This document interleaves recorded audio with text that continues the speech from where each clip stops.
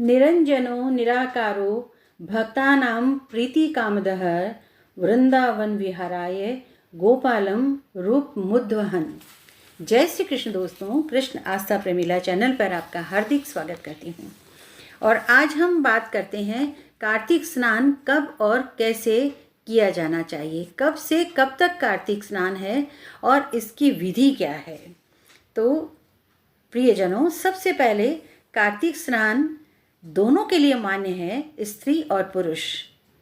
अनेक सुंदर फलों को देने वाला, दुर्लभ फलों को देने वाला कार्तिक का माह है, जिसको स्त्री और पुरुष दोनों को सेवन करना चाहिए। कार्तिक मास जो है वो अंतिम चौथा मास माना जाता है चतुर्मास साधना में। चतुर्मास साधना भी पूर्ण हो जाएगी कार्तिक शुक्ल पूर्णिमा पर। कार्तिक के जो माह के स्वामी जो हैं वो शिवपुत्र कुमार कार्तिकेय हैं। इसी मास में भगवान कार्तिकेय ने तारकासुर का वध किया था, अतः भगवान कार्तिकेय की विशेष साधना भी इस माह में की जाती है। सभी वैष्णव जनों के लिए अश्विन शुक्ल एकादशी अर्थात पापांकुशा एकादशी से लेकर के कार्तिक शुक्ल पूर्णिमा अथवा देव दीपावली तक अर्थात 35 दिन का कार्तिक स्नान का विधान माना गया है। कार्तिक माह में कथा भी 35 दिनों की है, अतः एकादशी को ही संकल्प लें कार्तिक व्रत का और कार्तिक स्नान का। तो सबसे पहले ब्रह्म मुहूर्त में उठें और ब्रह्म मुहूर्त का टाइम है 4 से 5 के बीच में स्नान आदि से निवृत्त हो जाना चाहिए। अर्थात 4 बजे जब उठेंगे तब हम 5 बजे तक स्नान आदि से निवृत्त होंगे। हाथ में जल लें और जल लेकर के संकल्प करें। जल में कुछ तिल डालें। सिर्फ तिल का महत्व होता है कार्तिक स्नान में संकल्प में, क्योंकि जब हम व्रत करते हैं तो हम अक्षत नहीं ले सकते हैं, सो तिल ही लीजिए। और उसके बाद में मंत्र पढ़ेंगे, कार्तिकेयम करिष्यामि प्रातः स्नानम जनार्दन प्रीत्यर्थ तव देवेश दामोदर मया सह। अर्थात जनार्दन देवेश्वर दामोदर लक्ष्मी सहित आपकी प्रसन्नता के लिए मैं कार्तिक मास में प्रातःकाल स्नान करूँगा अथवा करूँगी। इसके पश्चात गृणराज्ञ मया दत्तम राधया सहितो हरे नमः कमल नाभाय नमस्ते जलशायिने नमस्ते तु ऋषिकेश गृणराज्ञ नमस्तुते। भगवान श्री राधा जी के साथ मेरे इस दिए गए अर्घ्य को स्वीकार करें। हरे, आप कमल नाभ को नमस्कार है। जल में शयन करने वाले आप नारायण को नमस्कार है। ऋषिकेश, यह अर्घ्य ग्रहण कीजिए, आपको बारंबार नमस्कार है। जहाँ 2 नदियों का संगम हो वहाँ के स्नान का पुण्य अति दुर्लभ माना गया है।